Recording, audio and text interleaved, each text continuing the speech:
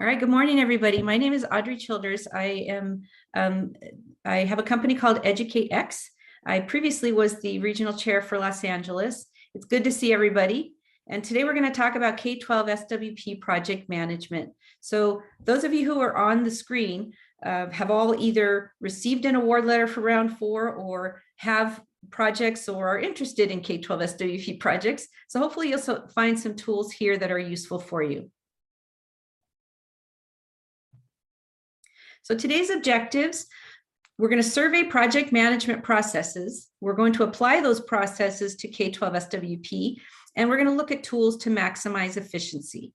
Project management is a whole field unto itself that started in IT and now has gone basically to pretty much every industry sector. And so for education, we do projects all the time. We even call our work projects, and yet the project management tools, there's a little bit of a divide between the language used by project management and the language used by educators. So we're doing it. There are more tools available, and we're going to share some of them today.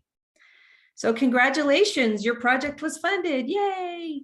So this hopefully will cover a little bit of what's next. What do I do now? So in project management, and also consistent across projects, there's basically 5 processes from start to finish. And here they are. You start the project, refine your plans, execute the project when you actually carry it out, track your work, and close the project. So we're going to go through these one by one and then talk about some tools along the way. Just a note, I'm going to flip between this slide deck and the tools that are linked. So I'm going to be changing the look of the screen a little bit. Hopefully people won't get dizzy. The other note is all of these will be available to you. The last slide has a link to the Google folder where all of these materials are stored. So on start the project, here's where we initiate. Accept the offer in Nova. So those of you who got a round 4 grant should have gotten an email from Nova, and you just go in and you click accept.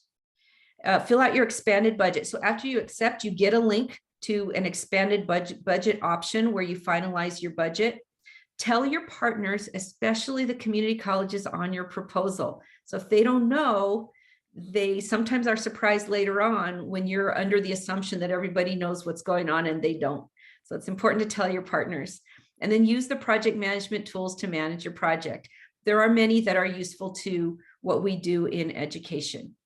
So the links on the right, the expanded budget webinar, we did this last year, but the information is still applicable. So it's about 40 minutes and the link is there. Also, when you start the project, one of the ways to communicate with your stakeholders or your partners, your team, stakeholders are basically anybody that has a stake in your project or an interest in your project, from yourself, your project team, to external partners, internal partners, everybody that thinks about your K12 project. Do a kickoff meeting for them. And so I'm going to show you, well, the link to the webinar, which is here. And this links it about halfway through, but when you actually link it, will start at the beginning. And then the kickoff meeting agenda. This is a sample. So you'll have all these templates available. You can download them and make them your own. This is downloadable as a Word document from the Google folder. And it's a sample. So kickoff meeting, the name of your project, the meeting date, and the objective of a kickoff meeting is to get the project off to an effective start by introducing the team and partners, reviewing project goals, and discussing future plans. The agenda might go something like this: introducing the attendees, doing an overview of your project, the organizational structure, in other words, who's the lead, who's the fiscal person, who are the leads of each activity, so that people know what their contacts or who their contacts are and how to get hold of them. Project success criteria. What are you looking for in terms of outcomes and metrics? What's your timeline and the next steps? And then there's an opportunity to leave the kickoff meeting with an action plan. The action items there, who it's assigned to, and the due date. So the kickoff meeting can be an opportunity to, in addition to doing a bunch of talking, right, to break into groups and maybe plan out what are the action items that everybody's going to leave with. And then date and time for the next meeting. Here's where we quiz my Google folder ability to see if I can switch back and forth effectively. Yay. Okay, so that's starting the project. The next process is refining your plans. So you already did a plan when you wrote the proposal. Now that you've got the grant, it's time to put it into place. So create a task list and schedule, decide how you're going to communicate with stakeholders, plan data collection and reporting, and train your team members.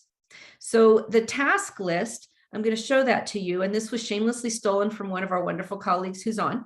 And so if she wants to chime in as we're talking about this, I hope she will, but I'll show you that in a second. And then a schedule of activities, meeting dates, reporting deadlines. We're going to talk about that, and I'll show you some examples. Expanded budget in Nova, we already talked about. So the webinar is there to show you how, if you're not sure how to complete those entries. A budget tracking tool, and we're going to talk about that in the next slide. But then there's links here: stakeholder register, communication plan, and data collection tool. The stakeholder register, I just talked about stakeholders when I talked about the kickoff meeting, but I left stakeholder register for this slide because stakeholder register and communication plan are really linked.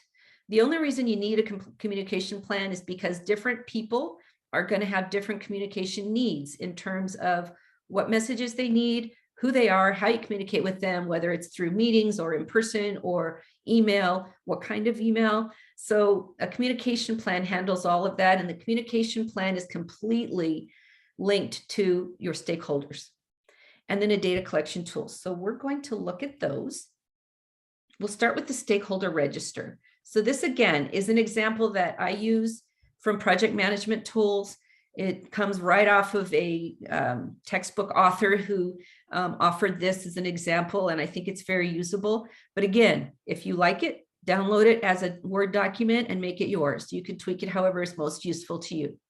It's useful to have a stakeholder register because that's one place where you can go to see who's involved in your project, what's their position, are they an internal or external stakeholder, and you can define that as internal to your project, internal to your LEA, however you want to define it. But are they external or internal? What's their role in the project? Are they the lead? Are they a team member? Are they an activity lead? Are they a recipient? Who are they? And then contact information. What is their email or phone number?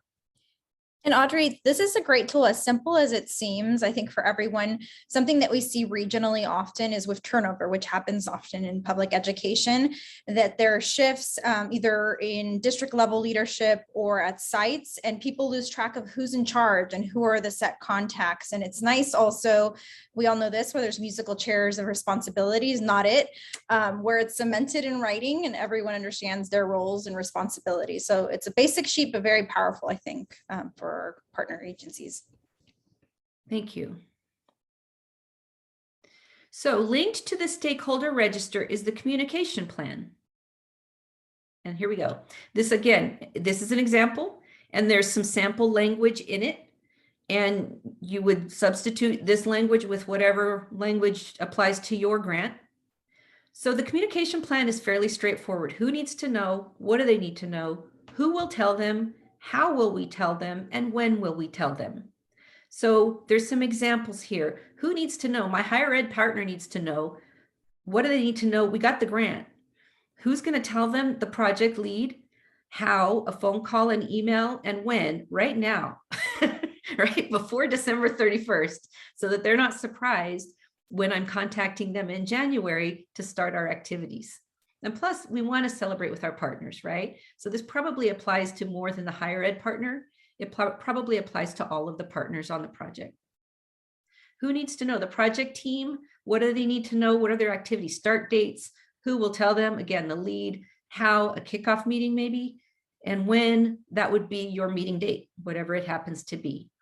And so on. So this is just an example of how you might plan out your communication, and you can do this throughout the project, and then you have a document to go back to keep you on track. Because sometimes, I don't know about you, but sometimes I get to my computer in the morning and go, what the heck am I supposed to do today?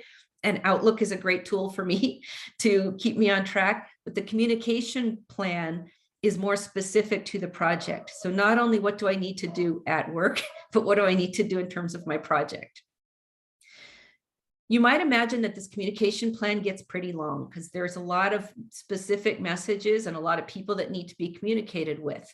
One way to streamline or shorten or economize maybe is to give specific messages numbers. So let's say that we got the grant as a common message that a lot of folks need to know. So you might number it.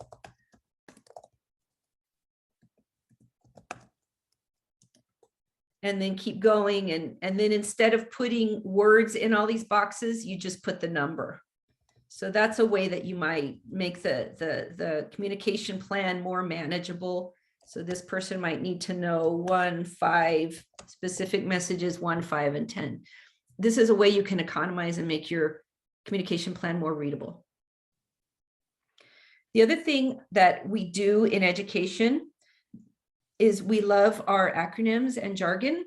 So especially with external partners, if that's going to be a communication blocker, it might be good to have a glossary of common terms on your communication plan. And the communication plan is a tool for you.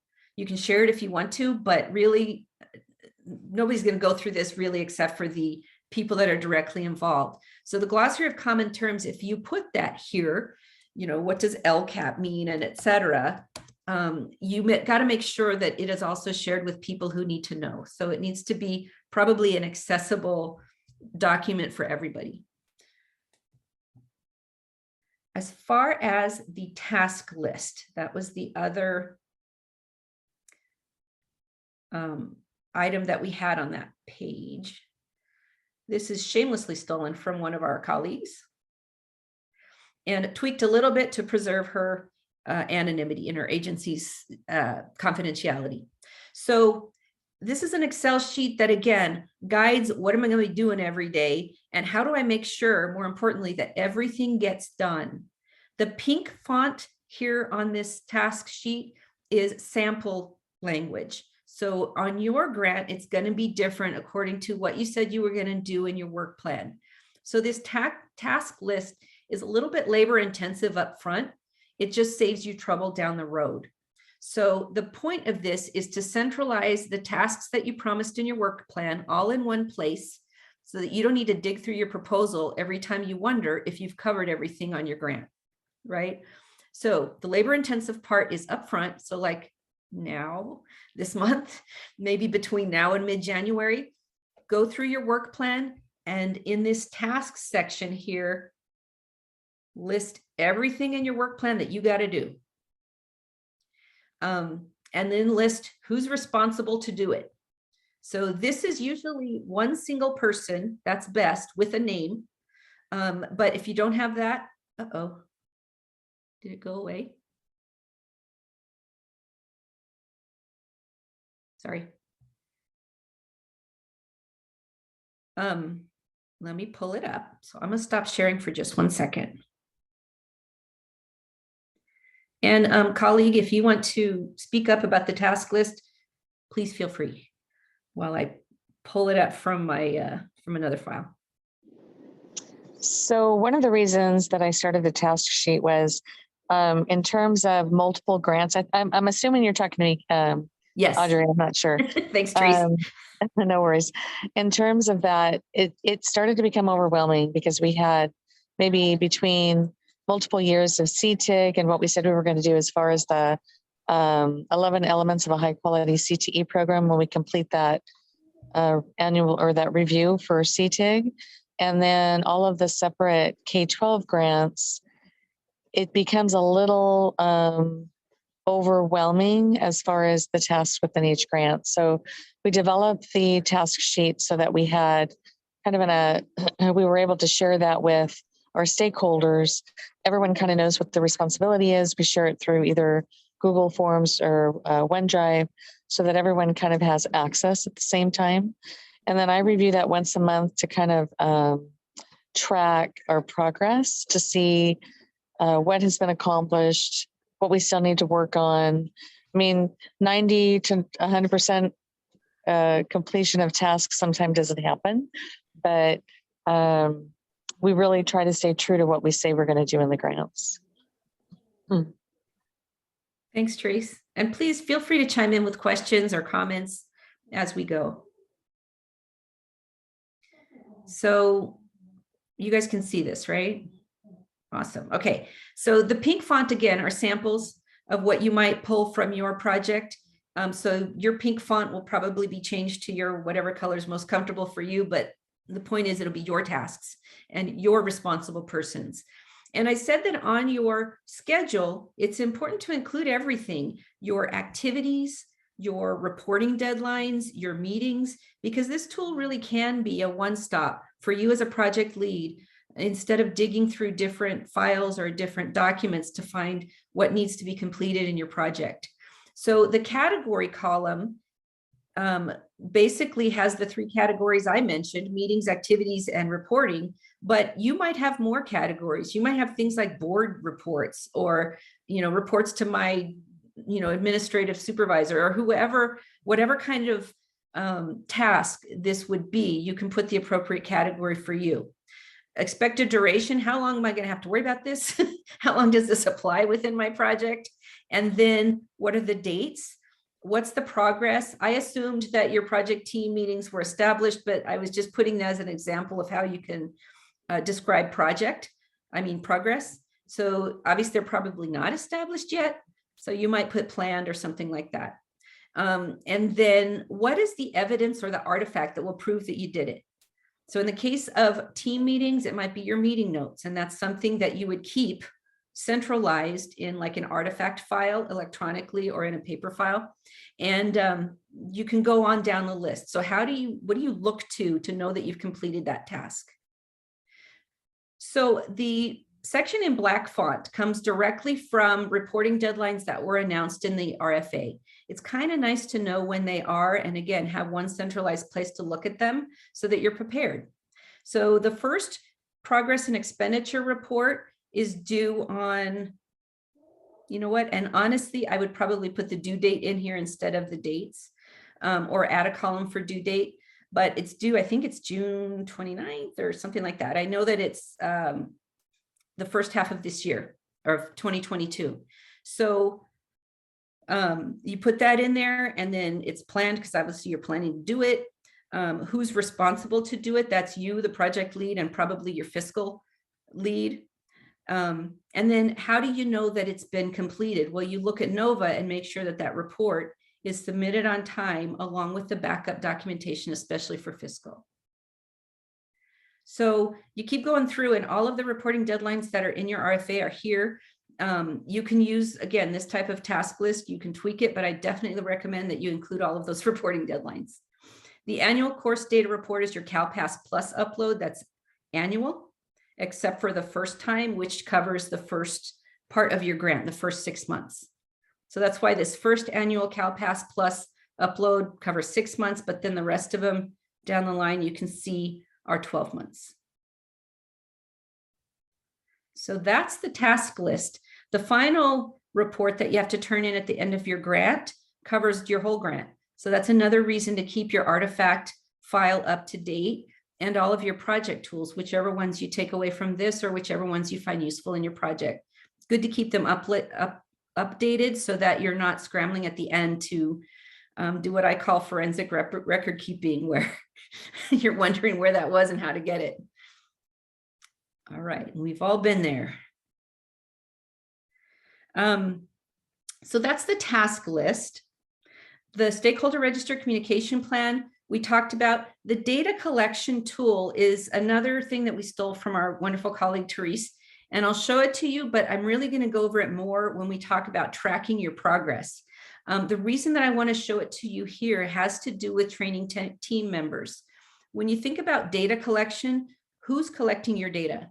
Obviously, you're compiling it as the project lead, and then you're formatting it and reporting it and keeping it in an artifact folder, but somebody else is closer to the data, and they're the ones that had to collect it. So in our case, we're going to look at a teacher tool, a teacher working with students. It's that teacher that is being asked to collect that data. you as the project lead would want to train them on how to do it, why to do it, how appreciative you are that they'll do it, and why it's in their best interest to do it. So basically, making sure that that happens and that everyone on the team feels good about it, right?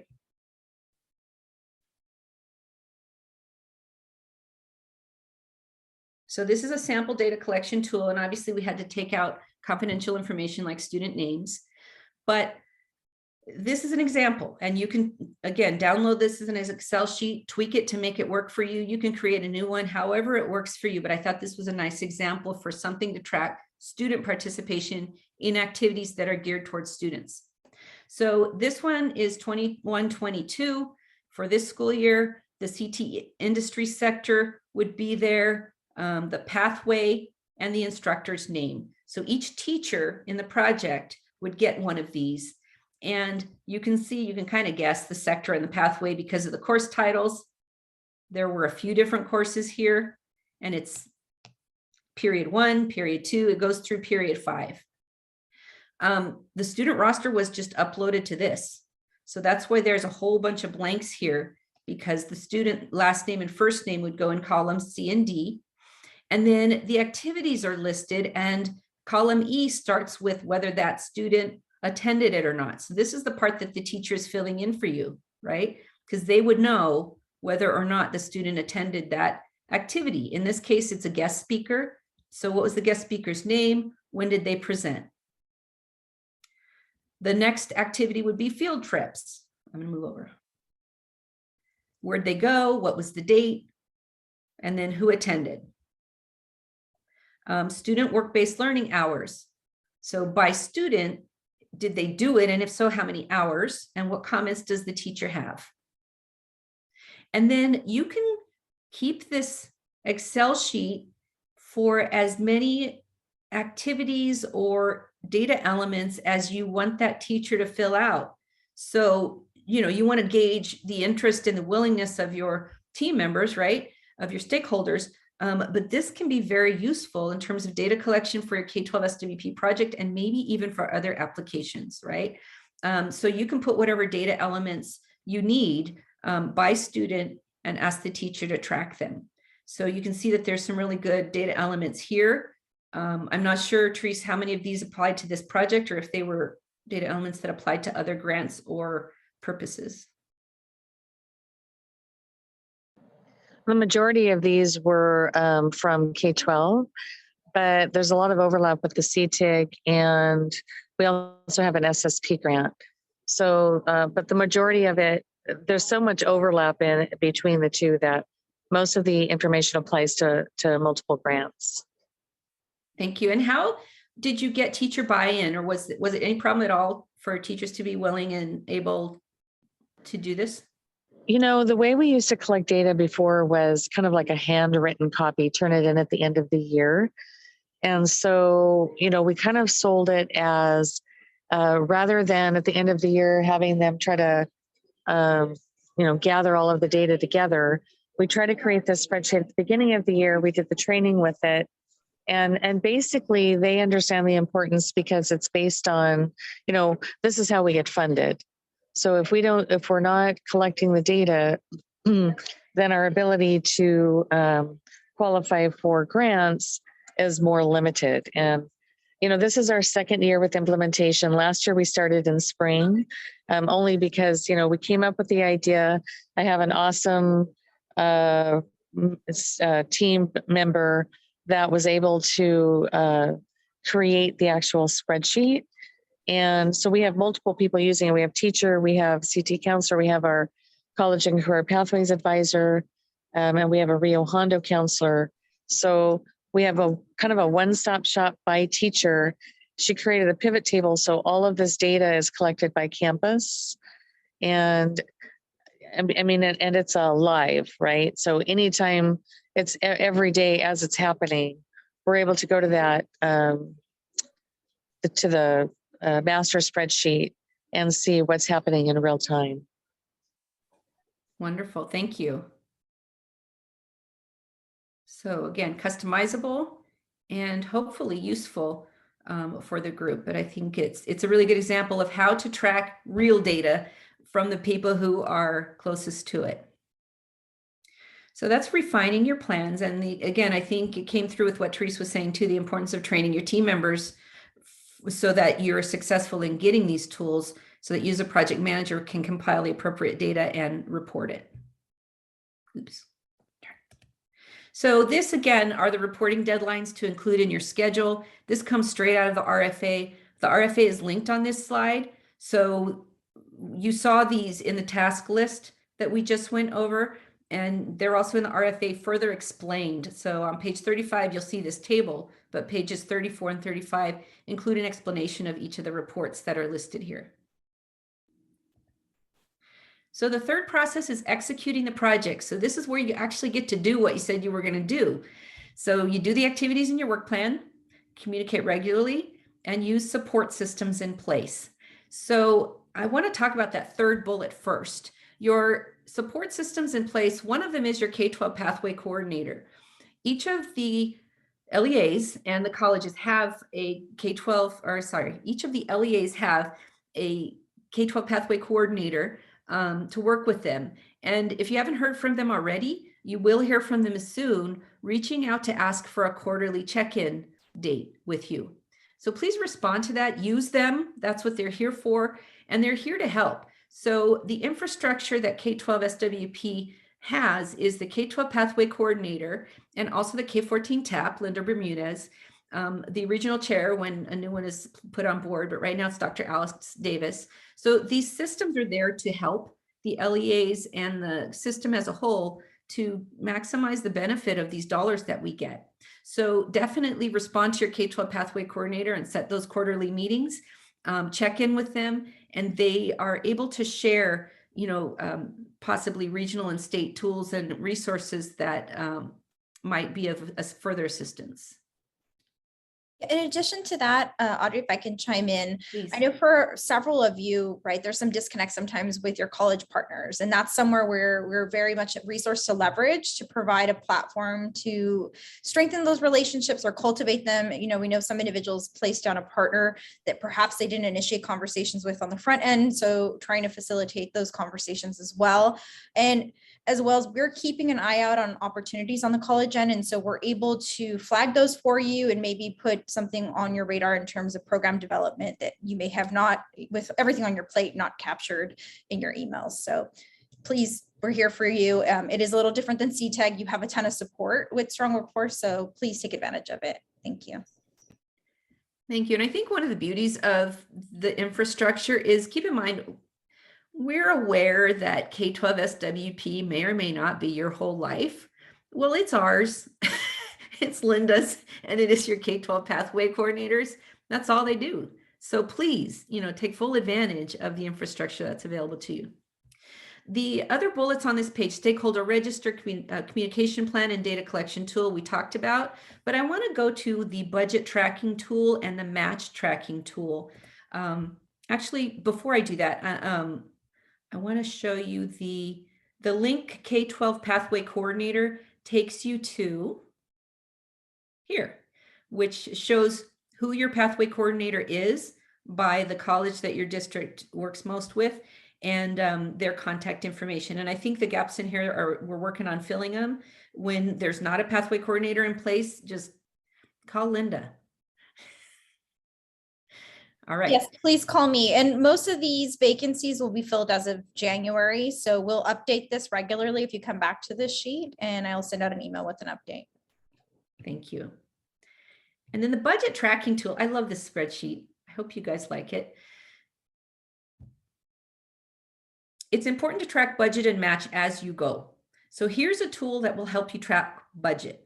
So what our wonderful colleague did, and Therese, please feel free to chime in, was take the budget that's in NOVA, in other words, your budget from your proposal after you've done expanded budget and it's certified and finalized, put your budget in this worksheet. So in the pink area, you're putting your grant information, the budget narrative and amount. And then in the green area, as your project happens, you update it with actuals.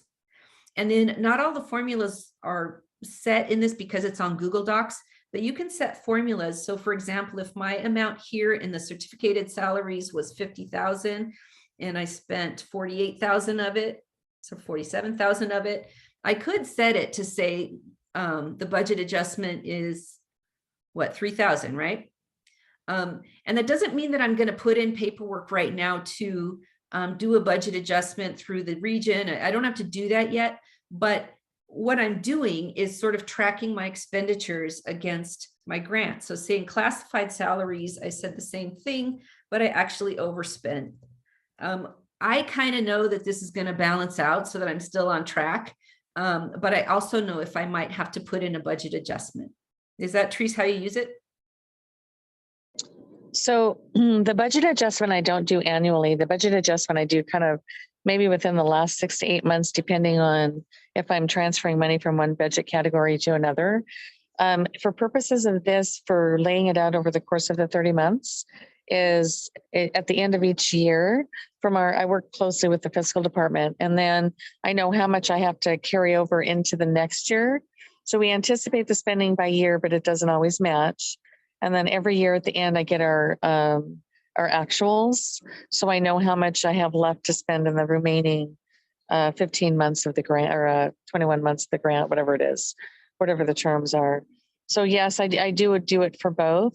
But as far as the budget revision itself, I usually wait till later in the grant to do the budget revision through the community colleges.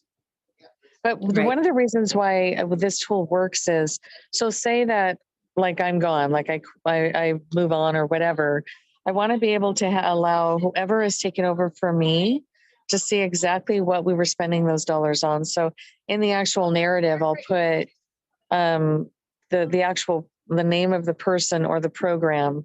So we know for sure that, Therese Kennedy, half of her salary or a fourth of her salary, or CTSOs, or so the fiscal person can go in, and the person taking over for me knows exactly where the allotment of dollars were assigned to. Okay. Yeah, and that's a really powerful mechanism. And so what we've seen with some of our round one grants is there was turnover. And I mean, it's just, I think a lot of you will experience this. There's some disconnect between your ed services department and fiscal often, and understanding where the money is going. And sometimes account strings can get a little jumbled. And so there's money that's left on the table, right? That can't be redirected. And so we don't want that to happen. So it's a great way to guide through that process, and also adding an additional page for benchmarks. I know that you established that within your grant, but adhering to that and having checkpoints. Okay, we haven't spent, we're not on target. Do we need to have a budget modification to make sure that we expend all the funding? So it's just a great tool to keep you on track. Yeah, unfortunately, Nova is not real friendly for downloading like an Excel budget that you could work with in this way. So this tool, I think, is really useful for doing something that Nova kind of didn't, giving you a place to put your numbers and be able to work with them on an ongoing basis. It's really important to track your budget. So not only that, and we actually use it. So as we write the grants, this is kind of the tool we use to determine how much we're going to need in each category as well. So it's kind of like we build this as we're actually writing the grant. Great, thank you.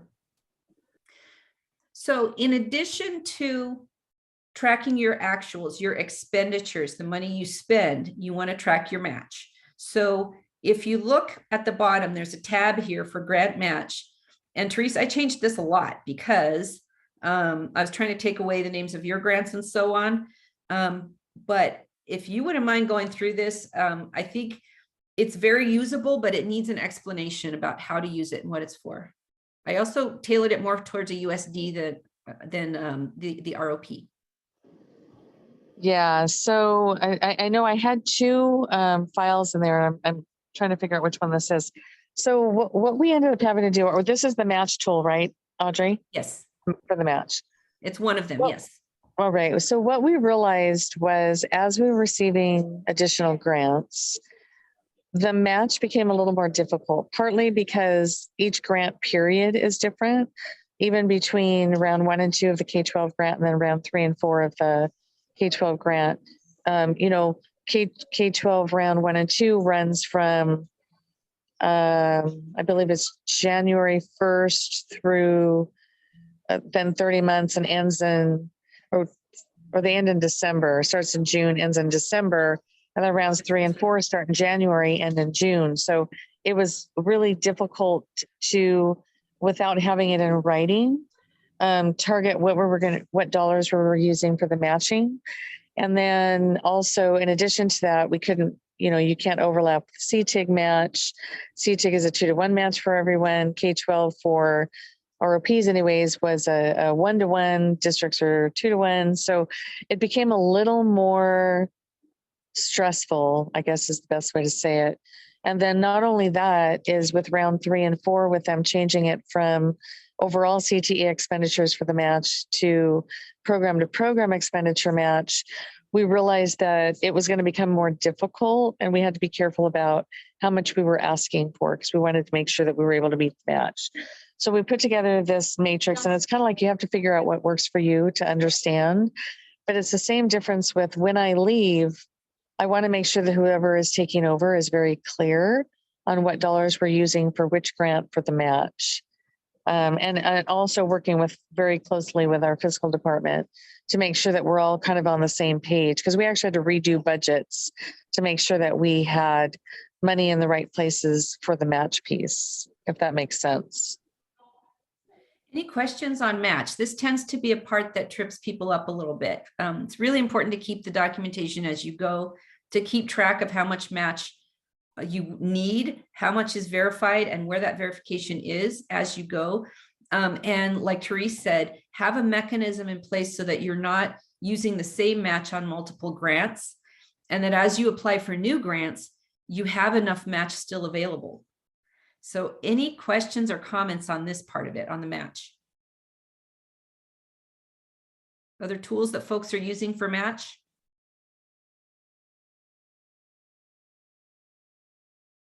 I think this might be a part where you might work with your K12 pathway coordinator to do a matrix like this, or some sort of Excel sheet or record that would work for you. I know that in past grants, I used an Excel sheet as well. And it probably looked more like this with an extra column for match, but it didn't answer all of the questions that Therese's matrix does. And that's why I wanted to present that as a match tool. Audrey, would you mind placing the link for the slide deck in the chat, or I can send it out after if you need to fine tune anything?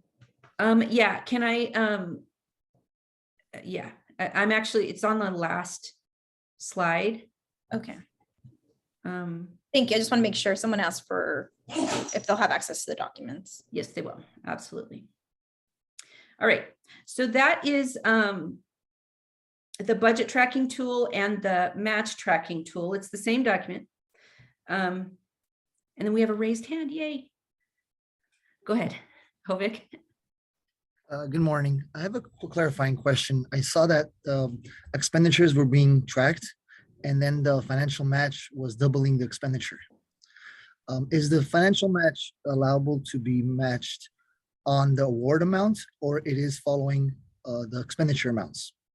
Meaning your expenditures should not be, I want to ask if the expenditures are related to the financial match, or are they standalone? We're being awarded amounts and we're matching that awarded amount, not necessarily doubling the expenditures that we have moving forward. Is that correct? Right. And ideally, it's going to match completely. What I mean by match, it's going to be the same by the end of your grant. So yeah, when you proposed, you had to, if you're a unified school district, you had to double your award amount to come up with your match amount. So yeah, that's what you're committed to in terms of match, double your award amount. So that's my question, Audrey. So when we submit our NOVA reporting, now it's twice a year, they're asking for that match within that time frame. I'm thinking that's what he's asking. So are we making sure that the match is at the end of the grant terms we've matched it, or within the expenditure term we're matching it? So we're doing it within the expenditure term, because NOVA requires us to add that match at the same time when we're reporting our expenditures. Does that make sense? This has been a question. Linda, did you get extra information on that? I know how it was when I left, but go ahead. No, let me get clarification. Actually, I think Vanessa's on here, but she may, Vanessa, are you still on? Let me check. I'm Sorry. glad you asked, because this kind of opens a can of worms. I know that early on, the state was telling us it's okay to match up to the last day of your grant, but that may have changed since, June of 21 when I left. Let me, to err on the side of caution, let me verify that there are no changes. And I'll touch base as well with Vanessa. I think she already left the call. That way I don't provide information that might confuse you later. So I'll send out an email. When I send out the slide deck and the recording, I'll make sure to include that as well. Because NOVA requires us to upload documentation on that match as we're doing the expenditure reporting. And so we've just kind of done it because we weren't sure if it was going to get denied or not. So that would be good for us to know as well. Yeah, you can submit match, so a form for it and saying it's 0 for that particular period. So that is an option. I just want to get clarity again from the state and from Vanessa that nothing's changing, because we know things change, they roll out, and we roll that out to you and you'll have to adjust. So I want to make sure nothing has changed before you start off with your tools for this next round, and we'll get clarity. But the direction was before that you could upload documentation that would dictate 0 and then you would have throughout your grant period to be able to match that, but I will verify that for you. Thanks, Linda. Okay. So the fourth process, track your work. Keep up with what's happening in your grant. Maintain updated records, collect artifacts as activities occur, file them in an artifact folder. And we've talked about that. So your artifact folder, you'll probably have an electronic one where you keep electronic documents, and a paper one where you keep maybe catalogs or handouts or brochures that have been part of your activities or your meetings. Collect match documentation and update your project management tools. The tools that we're going through now, if you adopt any of them, you as a project manager want to keep on them, whether it's monthly, weekly, daily, however often is appropriate to keep you to where you need to be, so that when you look at it, you're looking at a current document. The data collection tool, again, this is the one that we looked at that the teacher, we looked at the teacher example. We looked at it during project execution process, because your teachers are, we looked at it during project planning process, because your teachers or your project folks are filling it out as they go and you need to train them. But during track your work, it's particularly important because that's where you're making sure that your project is accomplishing what you set out to accomplish, making sure that you're on track with whatever milestone, deadlines, dates you have set up, and making sure that you have what you need to report on time in NOVA, and with whatever internal mechanisms you may have as well. Some folks are doing board reports, some folks are just reporting monthly to their internal people. So you need to have that data to be ready to report to whomever your stakeholders are that need that information. Fiscal reporting with backup documentation, that's what you upload with your NOVA reports, and CalPAS Plus uploads that come annually. And the CalPAS Plus uploads, my understanding is your IT people are usually the ones that do that. And then you just ask them to also, in addition to the CalPADs that they already do, also upload it to CalPAS Plus. And close the project. This is where your final fiscal reports, your final invoices come in, your match documentation. Since you've been collecting it the whole time, you're not stressed out trying to scramble at the last minute. Your project report and success stories. You're going to store project artifacts. So the ones that you've been keeping in those folders, you have a mechanism to store it now that it's not quite as active. And lessons learned for the next project. I want to show you this lessons learned register because I personally think it's really cool. And I hope you do too. One of the things that we do in education is it seems like with every new project, the world starts again. Like sometimes we're guilty of failing to carry forward the knowledge that we already have from previous projects. The lessons learned register is a way to mitigate that, right? So if you as a project manager are able to keep this, it's a good artifact for the next project that either you run or somebody in your agency runs. So the lessons learned register is a document kept by project, And then each project uploads it to what's called a lessons learned repository. And that way you learn lessons not only from your own project, but from other people's, and you save yourself work, time, trouble, and problems down the road. That's the beauty of a lessons learned register. So I encourage you to keep this throughout the project. So even though you're seeing it here as part of close the project, really it belongs up front as you're even starting the project. What are you learning along the way? And this is an example. Again, you can download this as an Excel sheet, tweak it, make it yours. You can make it a Word document instead, but this is an example of what a lessons learned register might look like. There's an ID number. This is useful, like if you have multiple projects and you want to know which project this is from or something like that. Date identified, who identified it, category, description, and recommendation for future projects. So the example you have is from Lori Ramirez, a fictional project lead. She discovered this on February 11th. And the category is communication. So what was happening is there was a project contact for the community college listed on NOVA and listed in her proposal. And it was the dean of CTE at Central Technical Community College. Unfortunately, as she began to reach out to the dean in January or even December, the dean was not getting back to her. The person was just not responding. So she kept trying via email and phone. And she finally looped in the associate CTE dean, Rich Moran, and Rich replied instantly. And so what she learned, and Rich told her, yeah, you're not going to hear from the CTE dean because Dean Smith delegated CTE to the associate dean. And so the associate dean's the better contact. That's a lesson learned from this project, so that next time Smith is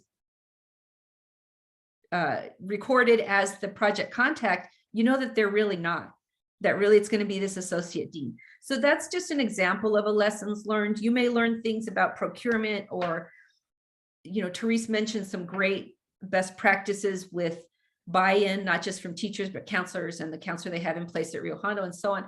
All of those lessons, if this is the first time that you're learning them, or if you just want to make sure that they carry forward for the next project, this is a great place to put them so that you have them for the next project, or whoever else is running projects has them. Questions, comments? I believe Anne has her hand raised. Oh, go ahead, Ann. Hi, I wasn't sure what the protocol was and I didn't want to just jump in. Audrey, you just mentioned procurement. You know, I hear that word associated with education quite a bit, and I kind of tie it to business services, but is that what you mean when you're saying procurement related to project management? Yeah, and you're right that LEAs have procurement departments, so do colleges. So generally we, the program people, if that's who's on the call, don't directly deal with procurement, but we might start it by being familiar with who needs a contract. So it's a whole contracting process. Okay, thank you. Yeah, I think because, like it or not, I think for most of you in your districts, you're heavily involved in that contract process and even getting sometimes the liability crossed off. So it's kind of nice to be vetted in that. All right, and that is the end of the slideshow. I want to thank you for your time and definitely open it for additional questions if you have them. My contact information is there. I do project management for education. The website's there. And then today's material will be in this folder, but I'll also forward it to Linda right now as soon as we're done. Are there any questions, comments?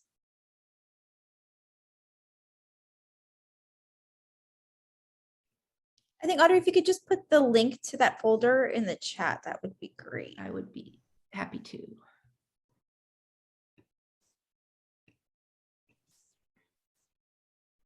I'm gonna stop sharing so that we can all see each other.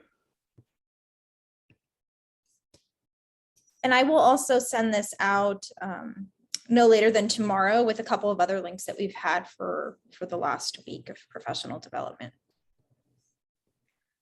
Are there any other questions before I stop recording? Yeah. Well, thank you, Audrey. This was fantastic. Hillary has her hand up. Oh, Linda? sorry, missed it. Hillary? I just posted the link to the Google folder in chat. I have a question which might be covered in the webinar about NOVA, but if we need to make adjustments to our budget right now, what is the period for that? When do we have to submit the adjustment? And I'm speaking on the, we submitted a budget for a larger amount than we received the award for. So what is the period for that? We have to get that in by. So great question, Hillary. We are actually going through, and I for those of you that maybe have not been on a standing call for the month that we've had, there's a transition right now. LAOC RC is separating. So Orange County and LA will now be separate entities, and Pasadena City College will be the new host for the LA component. And so that's effective January 1st, 2022. And so right now we're, having some transition process that we're going through. And so let me check, Hillary, with fiscal on, I think they're making some adjustments on how they're processing things and get back to you. I don't want to give you the wrong information, but I'll take note of it and send something out. And I'll include that as well in my email so everyone has some clarity.